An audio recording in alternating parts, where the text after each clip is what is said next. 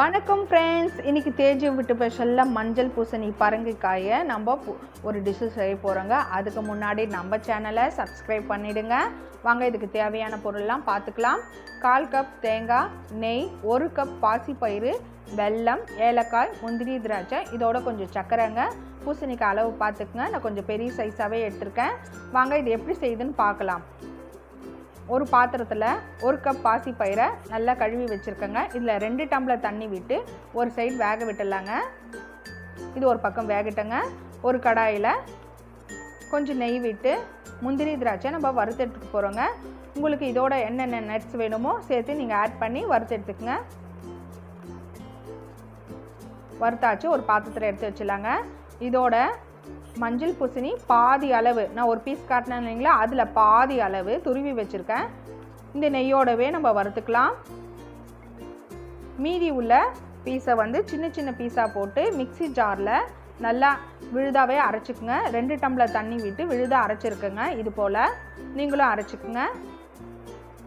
கட்டி இல்லாமல் நல்லா அரைச்சிக்குங்க. இதோட கலந்து பச்சை வாசனை போகிற அளவுக்கு 2 நிமிஷம் நம்ம வறுத்துக்கலாங்க. நம்ம இந்த டிஷ்ஷை பொறுத்த வரையும் ஃபஸ்ட்லேருந்து லாஸ்ட் வரையும் ஸ்லோ குக்கிங்கில் தாங்க செய்யணும். ரொம்ப அருமையாக இருக்குங்க ஸ்லோ குக்கிங்கில் செய்யும் போது. நீங்களும் செஞ்சு பாருங்கள். மூடி போட்டு 10 நிமிஷம் வேக விட்டுடலாம். இது ஒரு பக்கம் வேகிட்டங்க. 200 கிராம் வெல்லம், இதை நம்ம 2 டம்ளர் தண்ணி விட்டு கொதிக்க விடலாங்க. கொதிக்க வச்சு வடிகட்டிக்கலாம். பாகு வரணும்னு அவசியம் இல்லை. நல்லா வெந்துடுச்சு பாருங்கள். 10 நிமிஷம் ஆயிடுச்சு. நல்லா வெந்துடுச்சு, நல்லா பூத்துருக்கு.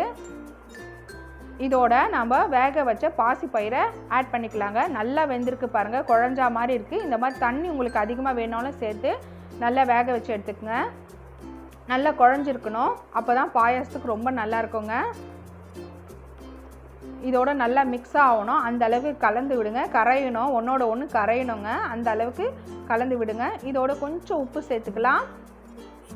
இதோட வெல்லம் தண்ணியை 2 கப்பு தண்ணி விட்டு வெல்லத்தை கொதிக்க வச்சுருக்குங்க. வடிகட்டி சேர்த்துக்கிறேன். இது நல்லா கலந்து விடுங்க. இதோட 50 கிராம் சர்க்கரை நான் ஆட் பண்ணிக்கிறேன். சுகர் டிஃப்ரெண்ட்டாக இருக்கும் ஸ்வீட்டுக்காக நான் ஆட் பண்ணியிருக்கேன். உங்களுக்கு விருப்பம் இருந்தால் ஆட் பண்ணிக்கோங்க, இல்லைன்னா வெல்லமே போதுமானா சேர்த்துக்குங்க. இயற்கையாகவே இந்த பரங்கிக்காயில் ஸ்வீட் தன்மை அதிகமாக இருக்குங்க. அதனால் ஸ்வீட் கொஞ்சம் பார்த்து சேர்த்துக்குங்க. ஸ்வீட் எவ்வளோ வேணுமோ அந்த அளவுக்கு சேர்த்துக்குங்க. இது பாருங்கள் நல்லா குழஞ்சிச்சு. நான் அதுக்கு மேலே தண்ணி எதுவும் விடலைங்க. நான் உங்கள் வெல்லம் தண்ணி இது இவ்வளோ தாங்க விட்டேன். விழுது அரைச்சி விழுதுனேன், விழுது இவ்வளோ தாங்க சேர்த்தேன். தண்ணியாக நல்லா இருக்குது பாருங்கள். இதோட நம்ம ஏலக்காய் பொடியை சேர்த்துக்கலாம். இதோட தேங்காய் பால் இப்போ ஆட் பண்ணிக்கிறேங்க. 2-3 தடவை நான் தேங்காய் பால் எடுத்து வடிகட்டி வச்சுருக்கேன். அவ்வளோதாங்க சேர்த்துருக்கேன். 2 நிமிஷம் அப்படியே கைவிடாமல் கலந்து விடுங்க. பால் தெரியக்கூடாது, தேங்காய் பால், அந்த அளவுக்கு கைவிடாமல் கலந்து விடுங்க. 2 நிமிஷம் சூட்லேயே இருக்கட்டுங்க. அதுக்கப்புறம் ஸ்டவ் ஆஃப் பண்ணிவிடுங்க. உங்களுக்கு எப்பப்போ சர்வ் பண்ணும் போதெல்லாம் லைட்டாக சூடு பண்ணி கொடுத்தாலே போதுங்க, ரொம்ப டேஸ்ட்டாக இருக்குங்க. இது போல் பாயசத்தை நீங்களும் செஞ்சு பாருங்கள்.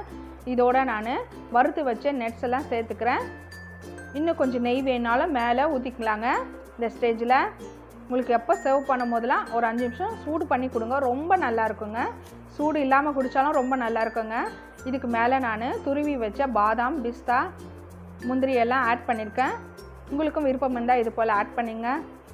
என்ன ஃப்ரெண்ட்ஸ், நம்ம ஊர் பரங்கிக்காயில் எல்லோ பூசணி, எல்லோ பம்கின் அப்படி சொல்கிற காயில், நம்ம ஊர் நாட்டு காயில் இந்த பாயசம் நான் செஞ்சுருக்கேன்.